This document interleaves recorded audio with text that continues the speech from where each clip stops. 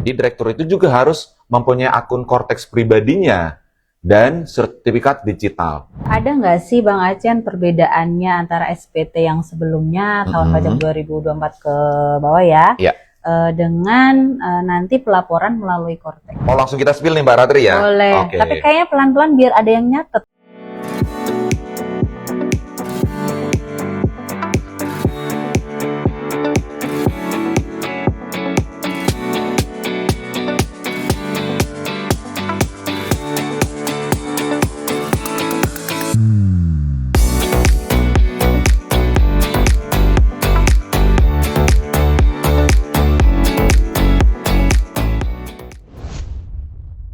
Assalamualaikum warahmatullahi wabarakatuh. Waalaikumsalam. Hai Sobat Bijak, selamat pagi dan salam sejahtera untuk kita semua.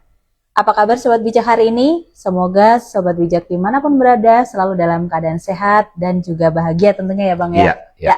Selamat bergabung di Bijak, Bincang Pajak Kanwil DJP Jakarta Utara, yang kali ini bersama saya Ratri, penyuluh Kanwil DJP Jakarta Utara.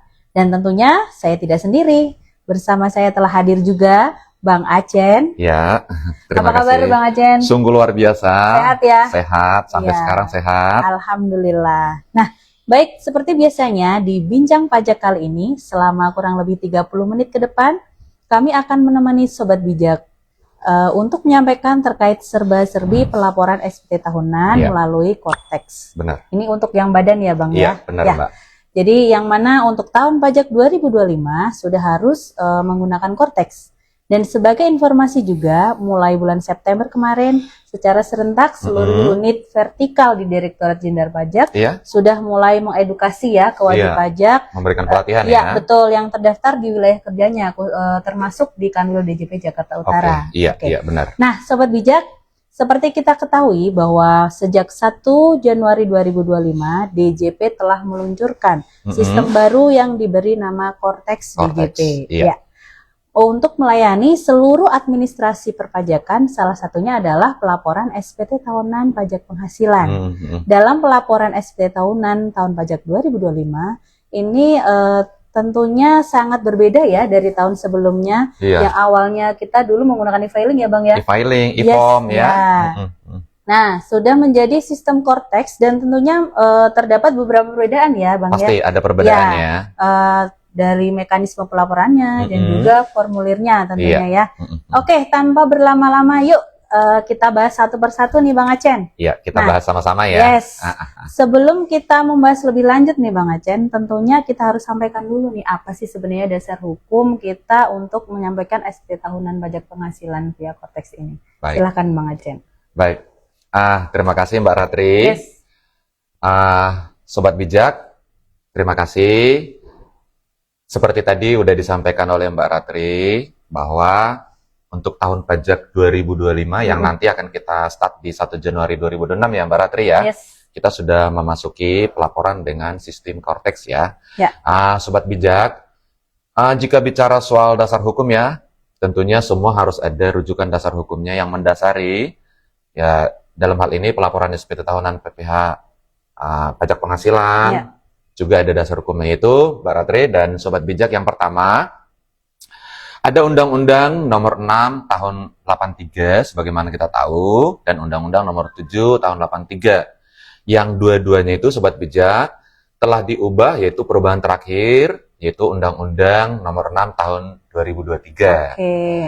Terus ada rujukan yang kedua yang mendasari, yaitu ada Peraturan Menteri Keuangan Nomor 81 Tahun 2024, dan terakhir telah diubah dengan PMK Nomor 53 Tahun 2025. Kalau dibilang 81 ini sabu jagat ya Bang ya. Peraturan satu Iya. jagat.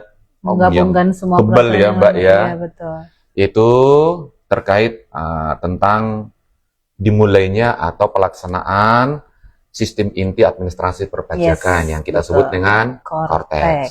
Terus ada juga aturan turunan yaitu sebagai petunjuk pelaksanaan, itu Peraturan Dirjen Pajak Nomor 11 Tahun 2025. Jadi itulah dasar-dasar hukum pelaksanaan Cortex ini Mbak Ratri. Oke, terima kasih Bang Acen ya. Nah, itu tadi Sobat Bijak dasar hukum yang mendasari kewajiban pelaporan SPT tahunan Benar. via Kortex ya. Lalu, apakah ada syarat khusus nih Bang Acen untuk pelaporan SPT tahunan melalui Kortex ini? Baik. Tentunya Mbak Ratri dan Sobat Bijak, untuk melaporkan SPT tahunan pajak penghasilan, khususnya nih PPh Badan ya, kita berbicara skupnya PPh Badan dulu nih. Betul. Jelas, Sobat Bijak harus telah mempunyai akun Kortex. Oke. Jadi pertama sekali kita beresin dulu akun Korteksnya.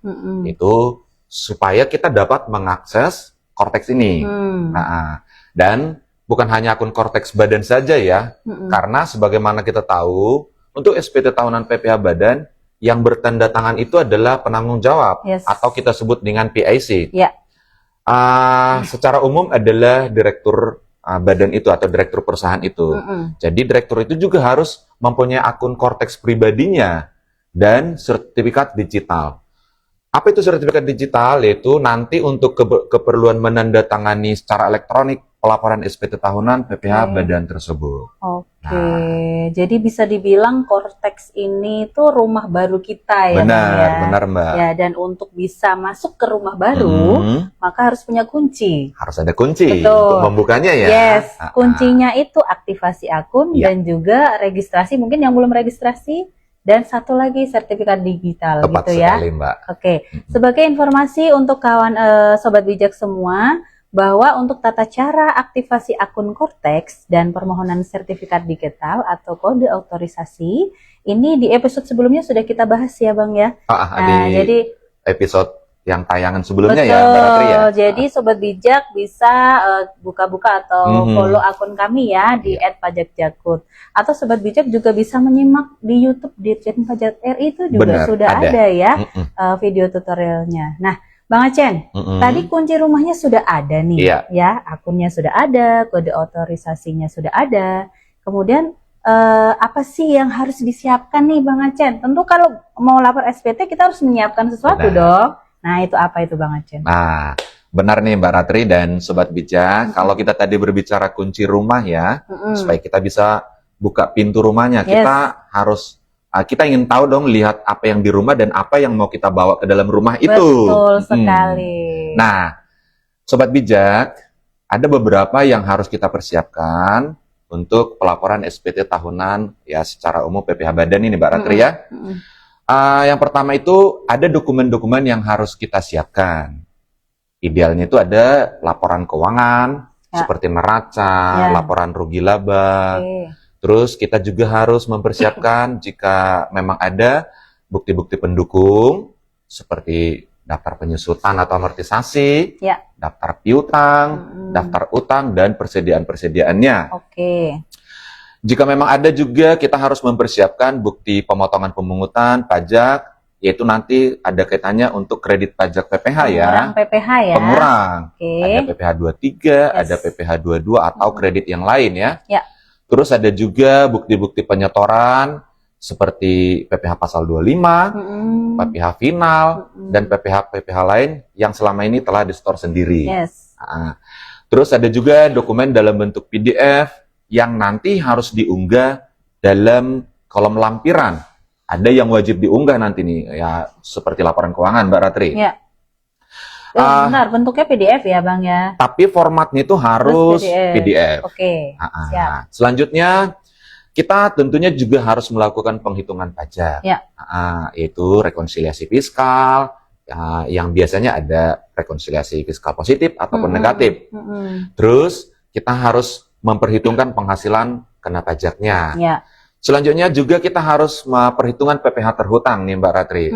Nanti setelah dikurangi dengan kredit pajak dan angsuran PPh 25 yang selama ini telah dibayarkan.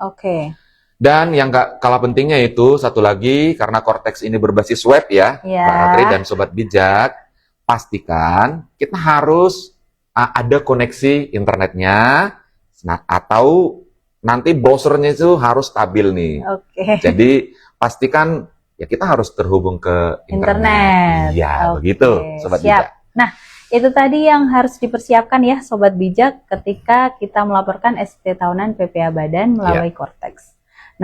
Lalu ada nggak sih Bang Acen perbedaannya antara SPT yang sebelumnya tahun pajak 2024 ke bawah ya, Iya. dengan nanti pelaporan melalui Cortex? Baik.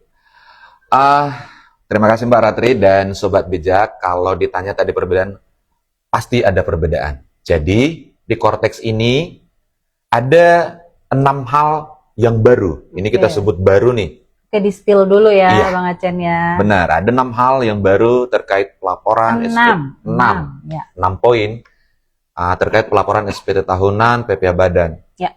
Jadi itu bagian dari perbedaan antara Cortex dengan pelaporan tahun pajak sebelumnya. Ya. Nah, mau langsung kita spill nih Mbak Ratri ya? Boleh. Oke. Tapi kayaknya pelan-pelan biar ada yang nyatet nih Bang Iya, Acen benar. ya. Nah, Sobat Bijak, apa nih 6 hal yang menjadi perbedaan antara pelaporan tahun pajak sebelumnya dengan pelaporan SPT tahunan PPh Badan di Cortex? Ya. Yang pertama, Sobat Bijak, pengisian SPT dilakukan mulai dari induk SPT. Oke. Kalau dulu ya, kita harus ngisi lampiran-lampiran dulu, baru terbawa ke induknya. Oke. Di Cortex, pengisian SPT itu dilakukan di induk SPT dulu. Banyaknya lampiran yang harus diisi tergantung isian atau jawaban yang ada di pertanyaan-pertanyaan induk SPT. Oke, berarti dari induk ini nanti ada beberapa pertanyaan Ada yang harus beberapa. dijawab Benar. sesuai dengan kondisi yang akan dilaporkan oleh Sobat Bijak ya. Benar. Oh. Jadi menyesuaikan dengan kondisi Baik. wajib pajak itu. Oke, Itu nanti pertanyaan-pertanyaan silakan dijawab di induknya. Oke. Nah, poin kedua, lampiran yang otomatis muncul secara default di Cortex ini adalah lampiran L2, itu daftar kepemilikan, dan lampiran L11B, itu lampiran yang memuat perhitungan biaya pinjaman yang dapat dibebankan untuk keperluan penghitungan PPh itu. Oke, jadi ketika kita create SPT, SPT, nanti langsung muncul 3 ya, induk, induk, L2, L2, sama L11B. benar. Jadi otomatis akan Jadi muncul default 3. secara sistemnya itu ya. Benar. Oke, lanjut. Nah, yang ketiga, Sobat Bijak, terdapat 12 sektor usaha. Nanti 12 sektor usaha itu akan berbeda-beda lampiran keuangannya. Ada untuk sektor keuangan sektor usaha umum, nanti akan muncul lampiran L1A, untuk pabrikan L1B, untuk sektor usaha perdagangan itu lampiran L1C, ada jasa, bank konvensional, dana pensiun, asuransi, properti, bank syariah, infrastruktur, sekuritas, dan pembiayaan. Oke. Ini nanti akan berbeda-beda Ketika lampirannya. kita milih sektor usahanya apa gitu Iya, ya. tergantung sektor usahanya. Jadi menyesuaikan dengan sektor usaha Sobat Bijak. Nah, sementara yang keempatnya adalah perhitungan dan pengisian nilai koreksi fiskal dilakukan langsung di laporan laba rugi pada tiap akun. Nah, dan memungkinkan nih untuk mengisi lebih dari satu koreksi fiskal, Mbak Radri. Oh, gitu. Pada satu akun boleh lebih dari satu koreksi fiskal. Sebentar. Jadi nanti laporan keuangan di Cortex ini udah ada akun-akunnya Ada ya, kode Bang, ya? akunnya. Jadi nanti kawan pajak bisa menyesuaikan itu. Tinggal menyesuaikannya. Kalau dulu koreksi itu dilakukan di akhir, digabung jadi Benar, satu ya. benar. Sekarang sesuai akunnya, bisa langsung akunnya. Oke. Jadi setiap akun itu udah langsung koreksi fiskal. Yes. Nah, yang kelima, Sobat Bijak, daftar harta pada lampiran perhitungan biaya penyusutan dan amortisasi fiskal dipecah per kelompok aset. Jadi udah harus dipecah per kelompok-kelompok aset nih, kelompok 1, kelompok 2, seperti itu. Ya. Nah, yang keenamnya, terdapat beberapa data yang sudah pre-populated. Contohnya.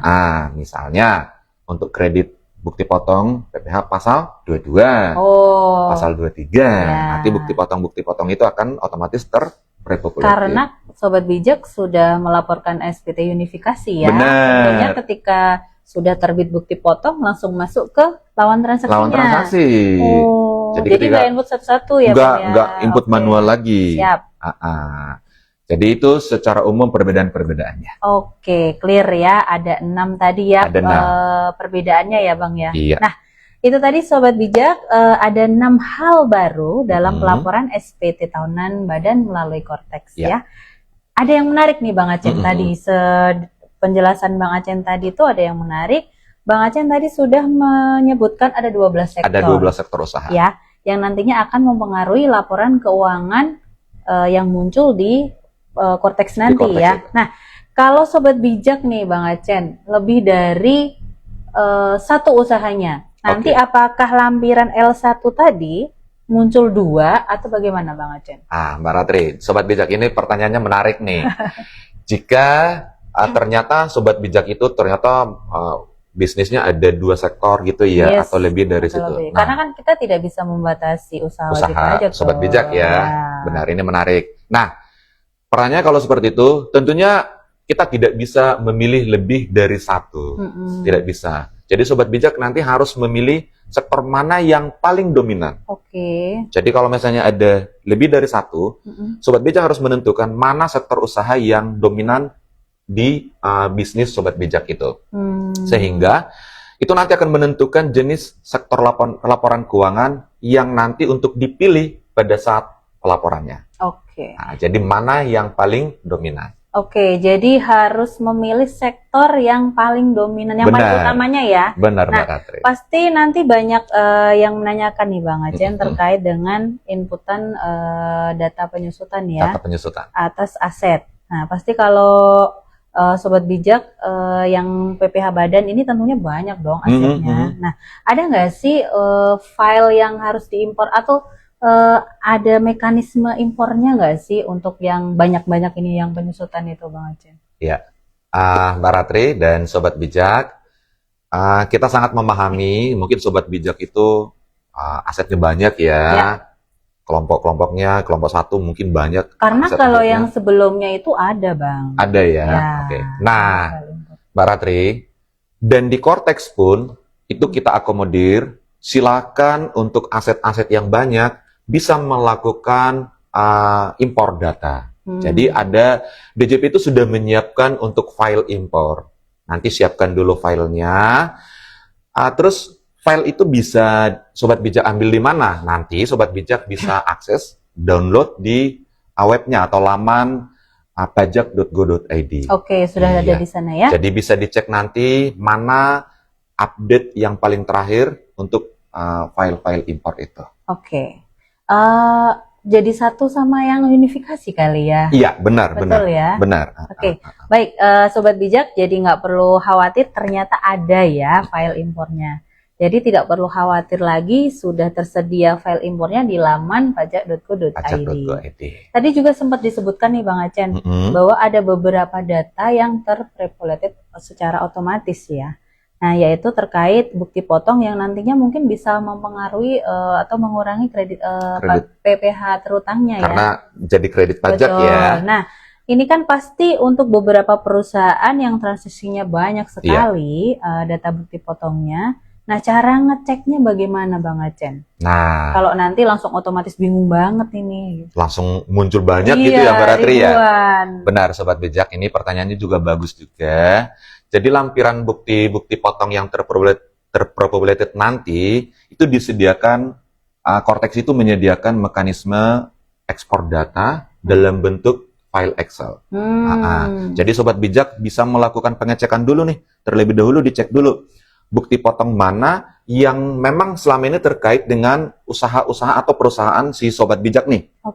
Jadi apakah memang ada hubungannya dengan transaksi ini?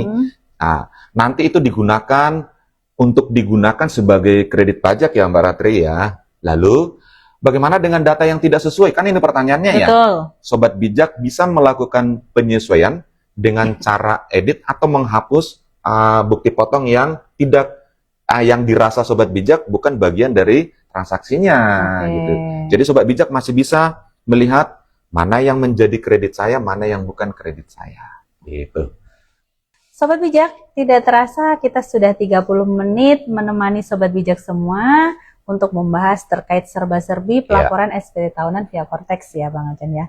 Kami ucapkan terima kasih kepada Sobat Bijak yang telah bergabung bersama kami dari awal sampai akhir acara ini. Mari bersama-sama menjadi pahlawan masa kini dengan melaksanakan kewajiban perpajakan dengan benar. Karena pajak yang kita bayarkan sangat bermanfaat, ya untuk pembangunan negeri kita tercinta. Yuk, jangan lupa follow Instagram kami di @pajakjakut atau subscribe di YouTube kami di @kanwildjp Jakarta Utara. Agar Sobat Bijak tidak ketinggalan informasi ya, Bang Aceh, banyak informasi yang kita hadirkan di sana. Semoga apa yang kami sampaikan hari ini bermanfaat. Jika Sobat Bijak masih terdapat pertanyaan, Sobat Bijak bisa menghubungi Kering Pajak 1500-200 1500-200 atau datang ke KPP terdekat melalui helpdesk atau melalui WA atau bisa mengikuti media sosial Dirjen Pajak RI Dan kami sampaikan juga segala bentuk pelayanan di Direktorat Jenderal Pajak, khususnya Kanwil DJP Jakarta Utara ini tidak dipungut biaya alias gratis. Nah, ini harus kita highlight nih ya, Mbak ya. Pajak tumbuh, Indonesia tangguh. Wassalamualaikum warahmatullahi wabarakatuh.